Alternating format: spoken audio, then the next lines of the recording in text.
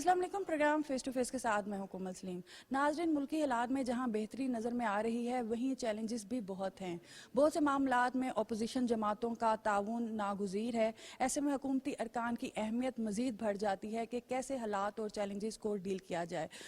अगर हालात और चैलेंजेस को डील करने की बात करें तो इस वक्त जो हुकूमत के लिए सबसे बड़ा चैलेंज है वो है बलोचिस्तान के मौजूदा हालात को किस तरह से जो है वो डील करना है। इस हवाले से आज हम कौमी असम्बली में मौजूद हैं। आप जैसे कि देख सकते हैं यही वो जगह है जहां पे कानून साजी की जाती है और मुल्क के जो है फैसले किए जाते हैं। आज हम बलोचिस्तान के मौजूदा हालात के हवाले से बात करेंगे और जिस तरह से हम बात कर रहे हैं कि हुकूमती जो जमात है और जो अपोजिशन की जमातें हैं उनका भी आपस में ताउन बहुत से फैसलों में बहुत ज़रूरी होता है। तो इस हवाले से कायमा कमेटियाँ भी बहुत सी बनाई गई हैं। आज हम जो इंफॉर्मेशन की कायमा कमेटी है उसके हवाले से भी बात करेंगे कि किस तरह से ये कमेटी जो है वो काम कर रही है। तो आइए चलते हैं। जी नाज़रीन, इस वक्त हमारे साथ पुलिन बलोच साहब मौजूद हैं। आप चेयरमैन हैं स्टैंडिंग कमेटी बराए इत्तलात। अस्सलाम वालेकुम। वालेकुम सलाम। बलोच साहब, सबसे पहले तो बहुत शुक्रिया आपका कीमती वक्त हमें देने का। अच्छा, आप हैं तो आपसे हम बलोचिस्तान के इशू पे ही ज़्यादा बात करेंगे, इत्तलात की बात भी करेंगे, लेकिन बलोचिस्तान के हवाले से सबसे पहले मैं पूछना चाहूँगी कि हमेशा से बलोचिस्तान में हकूक़ देने के हवाले से और हकूक़ मांगने के हवाले से जो है वो बात रही है माजी में, तो आपकी ये जो मौजूदा हुकूमत है इससे क्या तवक्कुआत हैं? बैस्ते एक सियासी कारकुन के मुझे आज बलूचिस्तान की नुमाइंदगी का थोड़ा बहुत जो हक मिला है जी, मैं मैं इसके हवाले से बात करना चाहता हूँ और बात सही बात है उसको रखना चाहता हूँ। देखिए, बलूचिस्तान में जो इस वक्त की जो सूरत हाल है उसकी बुनियादी वजह महरूमियाँ हैं। एक महरूमी नहीं, इसमें सारे महरूमियाँ आ जाते हैं। मैं लफ्ज़ महरूमियाँ इस्तेमाल कर रहा हूँ कि बलूचिस्तान में जो इस वक्त की सिचुएशन है, जो सियासी उसका बेसिक जो वजह है वो महरूमियाँ हैं और बलूचिस्तान को हर वक्त निगलेक्ट किया गया है, चाहे डेवलपमेंट के हवाले से हो, चाहे बाकी हुकूक के हवाले से हो, मुलाजमतों के हवाले से हो, इदारों की उनकी नुमाइंदगी के हवाले से हो। इन सारे मामलात को जब एक साथ करके ये बहुत बड़ी मसाइल का एक दुनिया बन जाएगा, एक मसाइलिस्तान बन जाएगी। लेकिन कोई ना कोई टारगेट्स होते हैं, कोई ना कोई डेवलपमेंट्स की हमारी कोई चीज़ें होती हैं जो सोची होती हैं कि ये चीज़ें इमीडिएटली जो है वो स्टार्ट हो जानी चाहिए। तो ऐसी कौन सी तवक्कुआत हैं और ऐसी कौन सी चीज़ें हैं जो फौरी तौर पे बलूचिस्तान की हुकूमत मौजूदा वफाकी हुकूमत से चाहती है? देखिए, हमें तो मौजूदा वफाकी गवर्नमेंट से बहुत उम्मीदें और हैं और थी, लेकिन बलूचिस्तान में आप लोग बलूचिस्तान जो मैं हुकूमत वक्त की बात कर रहा हूँ जी, जो बलूचिस्तान को ऑन बोर्ड करना चाहता है, बलूचिस्तान के मसाइल को एड्रेस करें। सबसे पहले डेवलपमेंट ले लें। डेवलपमेंट से बहुत सी चीज़ें खुद ब खुद आ जाएंगी पाइपलाइन में। अगर डेवलपमेंट नहीं दे सकते हैं तो ये मसला उसी तरह जैसे थे वैसे रहेंगे। अभी मैं आपने बात की डेवलपमेंट की। देखो, बिजली हमारे ईरान से है। आप लोग सुन के थोड़ा बहुत हैरान हो जाएंगे। हमारे 3-4 डिस्ट्रिक्टों की बिजली ईरान से, उनका रेट हमसे जो लिया जाता है वही रेट लिया जाता है जो इस्लामाबाद की बिजली का है, जो कराची की बिजली का है, जो कोयटा की बिजली का। होना तो ये चाहिए था कि वहाँ की बिजली को जो उस वक्त के एग्रीमेंट है ये 10 साल पहले की है, उसी रेट के मुताबिक हमारे लोगों को दिया जाता। उसी रेट पे नहीं दिए जा रहे हैं उसको, उनका रेट ये जो मौजूदा रेट है पाकिस्तान में जो भी चल रहा है। हमारे पास 70 में जी 1970-73 से PIA सर्विस चल रही थी और अलमकरान के तमाम रूट पे। मैं आपको गिन के बता सकता हूँ। पसनी में हमारा इंटरनेशनल एयरपोर्ट है, उरमाड़ा में हमारा एयरपोर्ट है, गवादर में हमारा एयरपोर्ट है, जीवनी में हमारा एयरपोर्ट है, तुरबत में हमारा एयरपोर्ट है, पंजगूर में हमारा एयरपोर्ट है, दालबंदन में हमारा एयरपोर्ट है, खुशदार में हमारा एयरपोर्ट है और सिब्बी में हमारे एयरपोर्ट है। बदकिस्मती से अदम तवज्जो की वजह से PIA का अपने मामलात अपनी जगह ठीक है, लेकिन अदम तवज्जो की वजह से ये सारे एयरपोर्ट माँ सिवाय तुरबत में हफ्ते में एक फ्लाइट जाता है, कभी नहीं जाता है, और ग्वादर भी इस तरह है। बाकी ओवरऑल सबको बंद कर दिया गया है। ये तरक्की तो नहीं हुई ना, हम पस्ती की तरफ जा रहे हैं।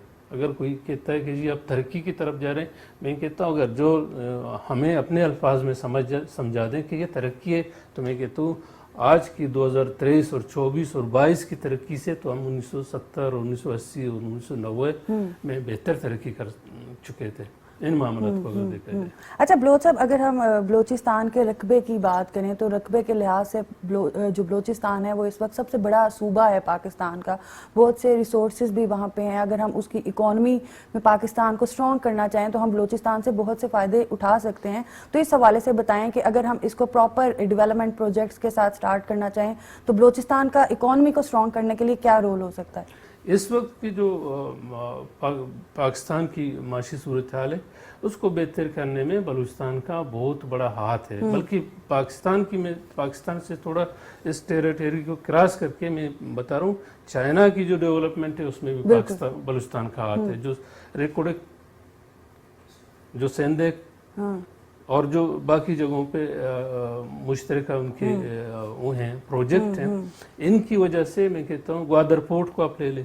اچھا، لیکن موجودہ حکومت کی اگر بلوچ صاحب بات کریں تو کیا تاثر آپ دیکھتے ہیں موجودہ حکومت کا؟ ہر جماعت کو، ہر علاقے کو نمائندگی جو دی گئی ہے، چھوٹے علاقوں میں سے بھی آپ کا پنجگور سے تعلق ہے، پھر آپ صوبائی قومی اسمبلی کے رکن بھی بنے ہیں، اس کے بعد قائمہ کمیٹی اطلاعات کے چیئرمین بھی بنے ہیں، تو اس انیشیٹو کو گورنمنٹ کو کیسے دیکھتے ہیں آپ؟ دیکھو، قائمہ کمیٹی کا جب میں رکن بنا ہوں، یہ واقعی ہماری پارٹی کا اپنا اس میں اسٹیٹس نہیں ہے. یہ بیسیکلی نون والوں کا جو کوٹا تھا اس سے ہمیں وہ کر دیا ہے، اکوموڈیٹ کر دیا ہے. آپ قائمہ کمیٹی برائے اطلاعات کے چیئرمین بھی ہیں، تو آپ سے اس حوالے سے بھی فائدہ اٹھایا جائے گا کہ آپ کیا سمجھتے ہیں کہ اپنی زبان سے محبت اور اپنی جو ہمارے ٹریڈیشن ہے، ہمارا جو کلچر ہے، اس سے محبت اس دور میں کتنا ضروری ہے جو ہم بھولتے جا رہے ہیں؟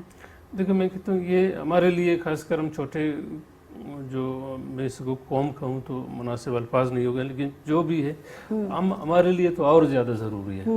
ہمارے سروائیول کا مسئلہ آتا ہے ہم اپنی زبان کی وجہ سے، ہماری پہچان ہماری زبان اور کلچر ہے اور ہماری سرزمین ہے، اس کی وجہ سے دنیا ہمیں پہچانتی ہے، ہمیں اتنی اہمیت دیتی ہے اور اپنے اتنا میں رسپیکٹ دیا جاتا ہے. میں کہتا ہوں زبان سے پیار یہ بہت بڑی ہستی ہے، اور زبان کو لکھنا، زبان کو پڑھنا، زبان بات کرنا، جسے آپ لوگ چائنیز کو کوڈ کرتے ہیں.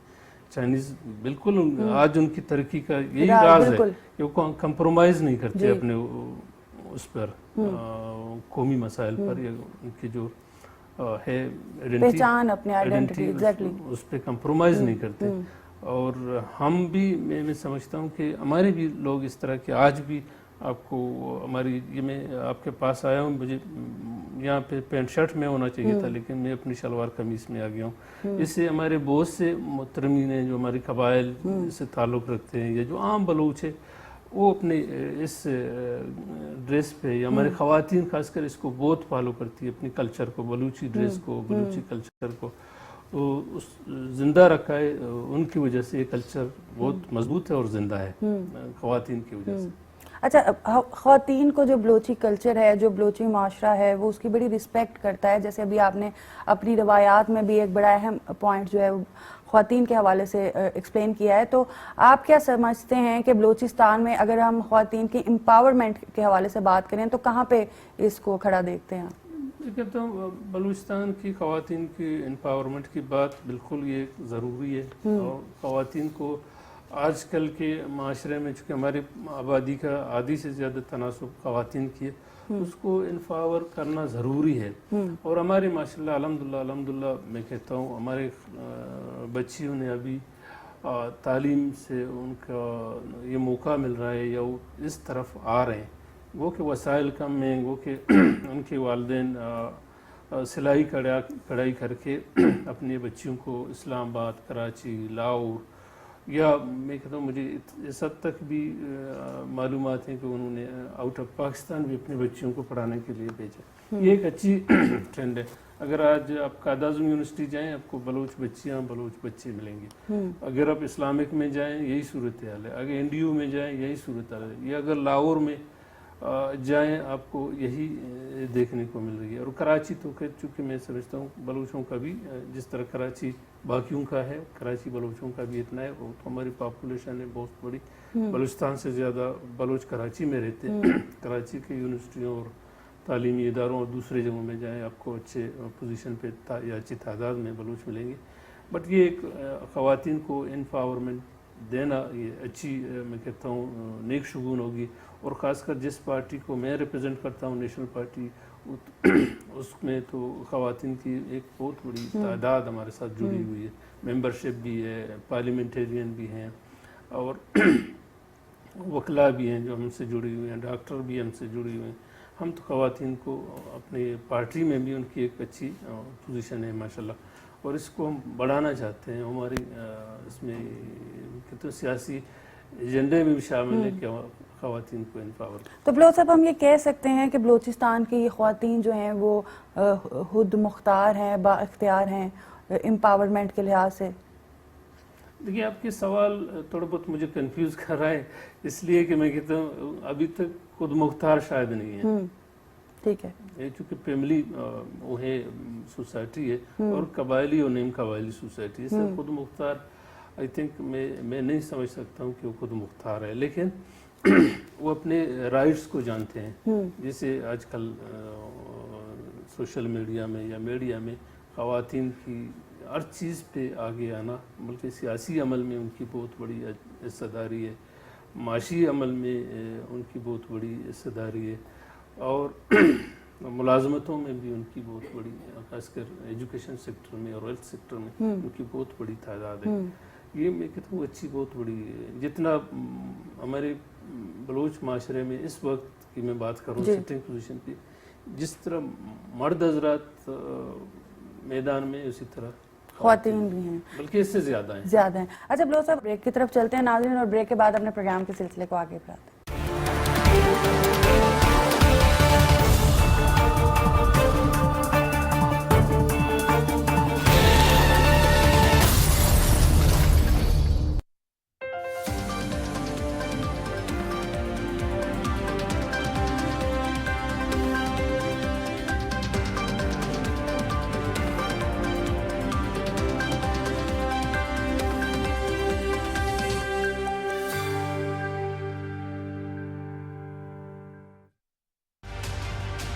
انفرادی نہیں، اجتماعی کاوش ہی قوم کو کامیابی سے ہمکنار کرتی ہے.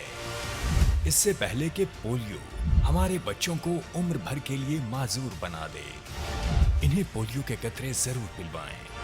محکمہ صحت کی ٹیموں سے تعاون کرتے ہوئے ذمہ دار شہری ہونے کا ثبوت دیں، کیونکہ صحت مند بچے ہی کل کے روشن مستقبل کی ضمانت ہیں. پولیو سے پاک پاکستان، ہر بچے کے لیے.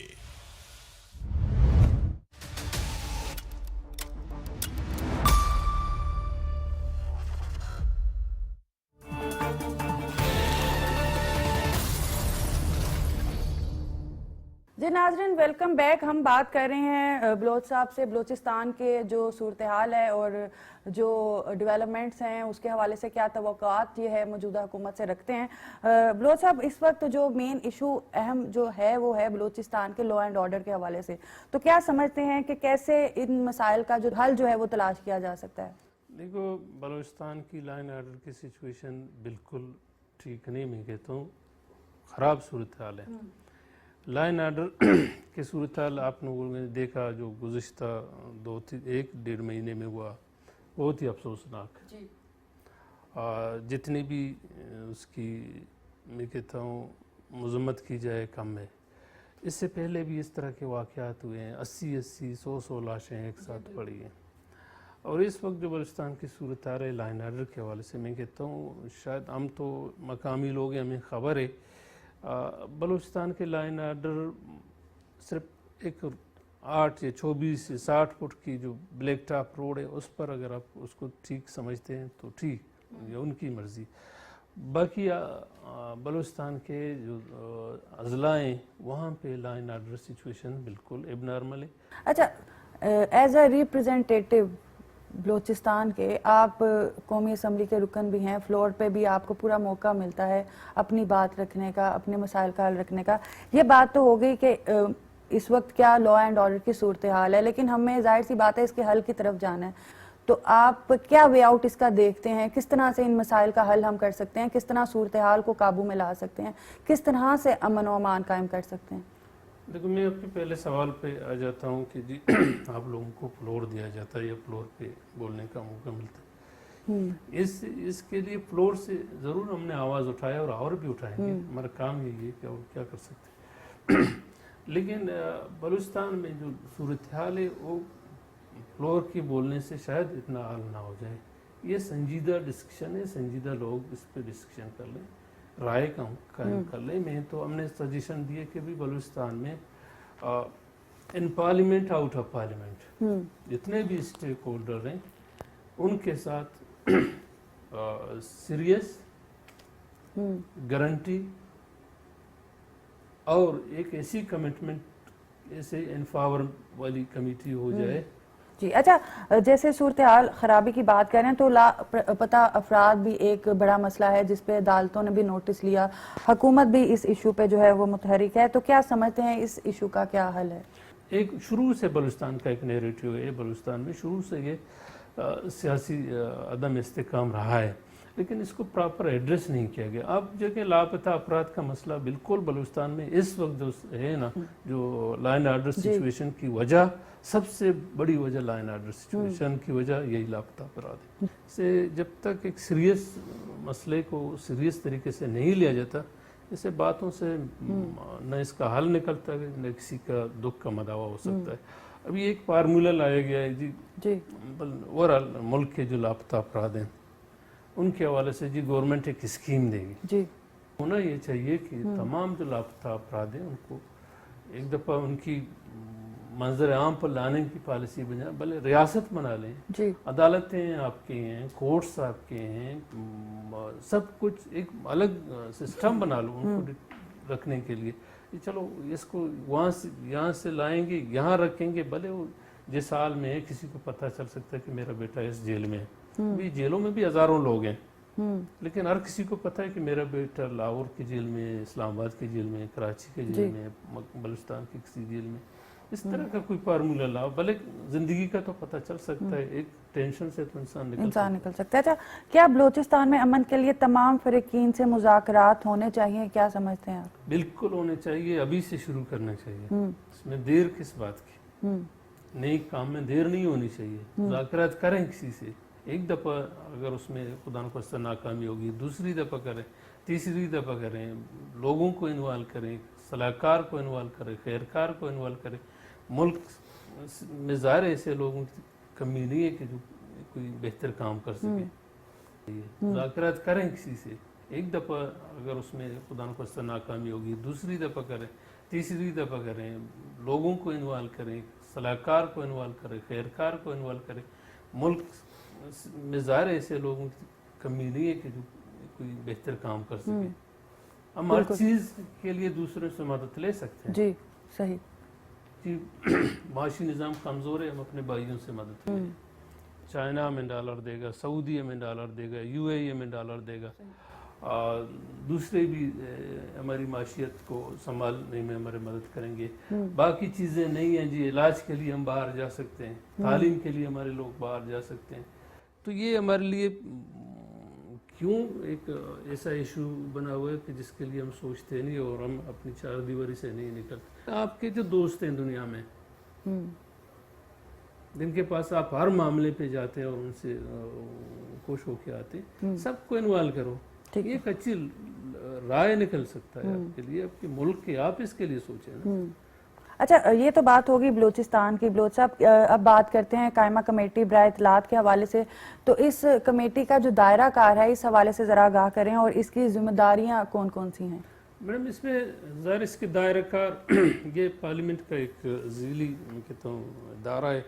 اس میں پارلیمنٹیرین اور ڈپارٹمنٹ کے لوگ ہوتے ہیں, اور اس میں جو سچویشن پارلیمنٹ اس کو ریفر کرتا ہے, کچھ ایسے معاملات ہو جاتے ہیں کہ جی ایک بل آیا اور اس پہ فردر ڈسکشن کے لیے اس کو کمیٹی میں ڈیفر کرتے ہیں, یا کچھ کمیٹی ممبران ہیں ان کے اپنے تحفظات بھی ہو سکتے ہیں, یا اوورآل جو میڈیا سے ریلیٹڈ یا باقی اس سے بہت دو تین سبجیکٹ ہیں, باقیوں سے ریلیٹڈ مسائل ہمارے پاس آ جاتے ہیں اور ہم اس کو اپنی کمیٹیوں میں ڈسکس کرتے.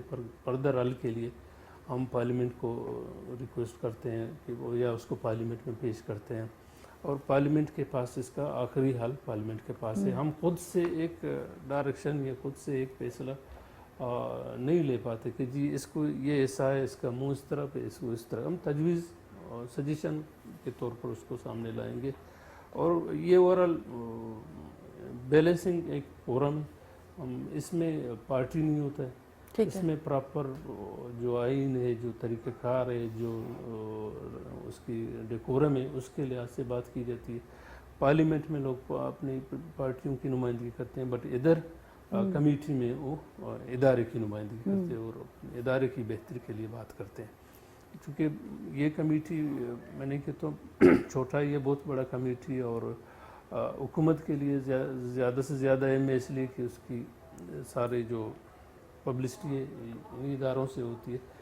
اور ہم گورنمنٹ کو پرپوز کر سکتے ہیں کہ جی اس کو بہتر, یہ اس طریقے سے بہتر کر.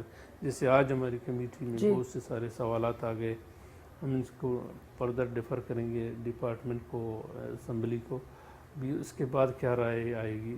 باقی کمیٹیوں میں, ایک دو کمیٹیوں میں موجود ہوں, ان میں بھی یہی مسائل آتے ہیں اور اس پہ ڈسکشن ہوتی ہے اور اپنے رائے کو پھر اسمبلی میں ووٹ دیا جاتا ہے. تو جو سفارشات ہوتی ہیں, جو مسائل ہوتے ہیں, یہ اوور آل پرائیویٹ اور سرکاری دونوں چینلز کی طرف سے ہوتے ہیں؟ اور دوسرا یہ بتائیں کہ اگر کسی کو کسی اپنے چینل سے یا اپنے ادارے سے کوئی مسئلہ ہے تو وہ ڈائریکٹ کمیٹی سے رابطہ کر سکتا ہے, طریقہ کار کیا ہے؟ دیکھیں, یہ جو ہمارا براڈ کاسٹنگ والی کمیٹی ہے, اس میں تو آلریڈی صرف سرکاری نشریاتی ادارے ہیں, پرائیویٹ ادارے اس میں شامل نہیں ہیں. پرائیویٹ ادارے انفارمیشن اینڈ ٹیکنالوجی میں, اس میں وہ آ جاتے ہیں اوورآل. اس میں اے پی پی اور یہ پی ٹی وی اور اس سے جتنے بھی سرکاری انفارمیشن کے ادارے ہیں. اچھا, اس کے ساتھ ساتھ یہ بتائیں کہ کمیٹی کے جو ممبران ہیں ان کی آپس میں کوارڈینیشن کیسی ہے؟ کیونکہ ڈیفرنٹ پارٹیز سے ہیں سارے, ڈیفرنٹ اداروں سے ہیں, تو کس طرح سے کوارڈینیشن ہوتی ہے, کس طرح سے مسئلے کا حل نکلتا ہے؟ یہ ایک چیلنج نہیں رہتا؟ نہیں, چیلنج آئی تھنک ادھر تو ہر چیز چیلنج ہوتا ہے. شروع جب ہر چیز کو لیتے ہیں وہ چیلنج ہی ہوتا ہے. لیکن میں نے پہلے بھی آپ کو تھوڑا بہت اس کے بارے میں بتایا کہ یہاں پہ کمیٹی میں پارٹی نہیں دیکھے جاتے ہیں, یہاں پہ معاملات کو دیکھا جاتا ہے. ریپرزینٹ کون کہ میں کسی اور پارٹی سے ہوں, باقی میرے پارٹی کا یہاں پہ کوئی نہیں ہے, لیکن اوورآل جو مسائل سامنے آتے ہیں وہ ادارے اور جو بنیادی مسائل ہیں ان کو ہائی لائٹ کیا جاتا ہے, ان کی حل کے لیے نشاندہی کی جاتی ہے. جیسے پی ٹی وی کے بارے میں بہت سے سوالات ہوئے, اور آنے والے اجلاس اس میں اور سخت ہوں گے, شاید آنے والے اجلاس میں اور سخت ہوگی, کیونکہ جو لوگ آہستہ آہستہ ہمارے پاس معلومات آ رہے ہیں اور لوگ بھی دے رہے ہیں, ہم خود بھی محسوس کر رہے ہیں. ہم کوشش کرتے ہیں کہ اس جو کمیٹی ہے اس کے حوالے سے کوئی ریفارم بہتری کا ہے جو ہم سمجھ سکتے ہیں ہمارے لیے, جو ہم اس کو کہتے ہیں اس طرح ہونا چاہیے. اور ہم نے کوشش یہ کی ہے کہ اپنے ممبران سے ایک رائے بھی لیے, کہ ان کی ایک حد تک اس کے ساتھ اتفاق بھی ہے کہ ہم چاروں صوبوں میں جا کر اپنی کمیٹی کی میٹنگ رکھیں. اس دفعہ ہم نے پی ٹی وی سینٹر میں رکھا, پہلے ہم نے پارلیمنٹ میں رکھا, نیکسٹ ہم کوئٹہ کریں گے, کراچی کریں گے, کے پی کریں گے, تاکہ وہاں سے جو مسائل ہیں وہ بھی آپ کے سامنے, مسائل ہمارے سامنے آ سکیں, اور کچھ ایسی چیزیں ہوں گی جو آنکھوں دیکھا ہوگا, شاید اس مسئلے کا کوئی حل نکل سکے. یا اے پی پی میں جائیں یا ریڈیو پاکستان میں جائیں. میں بتاؤ, میں حیران ہوں, ریڈیو پاکستان کے پاس اتنے بڑی پراپرٹی, اتنے بڑے اسسٹ ہے نا, کہ کسی ادارے, شاید ریلوے کے بعد ریڈیو پاکستان دوسرا ہوگا, لیکن کیا اس کی صورتحال ہے. 1960 1950-40 کے مشینری وہاں رکھی ہوئے, اور وہ بھی ان کو چلانا بھی جیسے ایک پرانے گاڑی کو چلانا مشکل ہے, اس طرح ان کی مشینری کو چلانا بھی, کیونکہ لائف پتہ نہیں 10 دفعہ ختم ہو چکا ہے, 4 دفعہ ختم ہو چکا ہے. ابھی تو نئے چیزیں آ گئی ہیں دنیا میں, لیکن ہم وہیں کے وہیں تھے.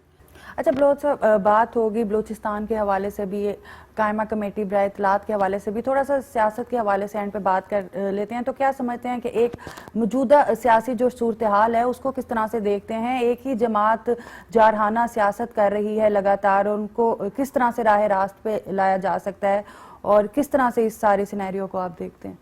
بیسیکلی اس وقت جو ملک کی سیاسی کرائسس ہے, اس کے پیچھے بھی بہت سے عوامل شامل ہیں. ہم ہر بات پہ دوسروں کی طرف اشارہ کرتے ہیں، لیکن ہم اپنے اندر یہ نہیں دیکھتے کہ ہم میں کیا برائی ہے، ہم میں کیا کمزوری ہے. ہم جب تک دیکھیں ہم اس لیے استعمال کرتا ہوں، اس کو میں اسپیسیفک نہیں کرتا ہوں اپنے لیے. اس مسئلے کو ایک سیاسی مسئلہ ہے، ہولی سولی سیاسی مسئلہ. جب تک سیاست میں بیٹھنے کی گنجائش نہیں ہوگی، رائے کو شیئر کرنے کی گنجائش نہیں ہوگی، رائے سننے کی گنجائش نہیں ہوگی، ہاتھ ملانے کی گنجائش نہیں ہوگی، اور ہر بات پہ ایک دوسرے پہ چڑھائی کرنے والا فارمولہ ہے، تو اس سے ادارے ٹھیک نہیں ہو سکتے، اس سے گھریں ٹھیک نہیں ہو سکتی، اس سے ملک ٹھیک نہیں ہو سکتا. یہ تو سارے جو اس وقت کی سچویشن ہے، اس وقت جو ایک بحرانی کیفیت ہے، معاشی انڈیکیشن ابھی بہتر ہو گئے. اس کے علاوہ سیاست میں جب تک پہل نہیں ہوگی، ایک دوسرے کو نہیں سمجھا جائے گا، ہر ایک کوئی اپنا کام نہیں کرے گا، ہر ادارہ جب اپنے کام نہیں کرے گا، جب تک یہ نہیں بیٹھیں گے، دیکھو ہمیں کوئی نہیں اس مسئلے کو ہمارے لیے کوئی نہیں سلجھا سکتا. اس کو سلجھانے والا بھی ہمیں، اس کو بگاڑنے والا بھی ہمیں. لو صاحب، پاک فوج سرحدوں کی محافظ ہے. ثانیہ 9 کے بعد بدلتی جو صورتحال ہے، جو بھی ہم کچھ ڈسکس بھی کر رہے ہیں، کس طرح سے دیکھتے ہیں اس کو آپ؟ دیکھو، فوج کی ذمہ داری بیسیکلی میں سمجھتا ہوں سرحدوں پر ہے. فوج جو ہوتی ہے، کنسیپٹ یہی ہے دنیا میں فوجوں کی، وہ سرحدوں کی حفاظت کریں، وہ ملک کے جو اندرونی اس کو خطرات ہیں ان کے لیے ان کی طرف توجہ ہو، جو بیرونی خطرات ہیں ان کی طرف توجہ ہو. اور ہر ملک کے لیے فوج ہونا ضروری ہے، یہ بات کوئی بھی نہیں کہہ سکتے کہ فوج نہیں ہو جائے. بٹ اس کی جو میں پہلے بھی بات کی تھی کہ ہر ایک اپنے پیرامیٹر میں رہے، اس سے زیادہ خوبصورتی ہوگی، زیادہ فوکس ہوگی. اگر میں اپنا بطور پارلیمنٹیرین اپنا کام کروں، مجھے عدلیہ پہ جانے کی ضرورت نہ پڑے، تو میں سمجھتا ہوں کہ میرے لیے کام زیادہ آسان ہوگا. اگر عدلیہ میرے کام کرنا شروع نہ کریں تو عدلیہ کے لیے زیادہ آسان. اچھا، پروگرام کے اینڈ پہ کیا میسج دینا چاہیں گے آپ اپنے بلوچستان کے عوام کو جو اس وقت آپ کو دیکھ رہے ہیں اور حکومت سے جو توقعات رکھتے ہیں، کیا میسج دیں گے اس حوالے سے؟ دیکھیں، ہماری توقعات بیسیکلی ذرا میں اپنے علاقوں میں یا اپنی جو بلوچستان ہے وہاں پہ تمام قومیں آباد ہیں، ایک وسیع و عریض سرزمین ہے. اس سرزمین کے ولی وارث ہم ہیں. اس کے لیے ظاہر ہمیں جو بھی قربانی دینی پڑتی ہے ہم دیں گے. بہت شکریہ. جی ناظرین، اس سارے مسائل کا اور ان سارے مشکلات کا جو حل ہے وہ شاید ہمارے نزدیک یہی ہونا چاہیے کہ چاہے بلوچستان ہو، سندھ ہو، پنجاب ہو یا کے پی کے ہو، ہم سب جو ہیں وہ پاکستانی ہیں اور ہم سب نے مل کے اپنے پاکستان کو جو ہے وہ آگے لے جانا ہے. اور اس کے لیے جو ضرورت ہے وہ اس چیز کی ہے کہ ہمارے اندر یونٹی ہونی چاہیے. ہمیں یہ احساس ہونا چاہیے کہ ہم ایک دوسرے کے بھائی ہیں، پاکستانی ہیں، اور یہ پاکستان جو ہے وہ ہماری عزت ہے، اور پاکستانی بن کے ہی ہم نے پاکستان کو ترقی یافتہ پاکستان بنانا ہے. اسی کے ساتھ کومل سلیم کو دیجیے اجازت. اللہ حافظ.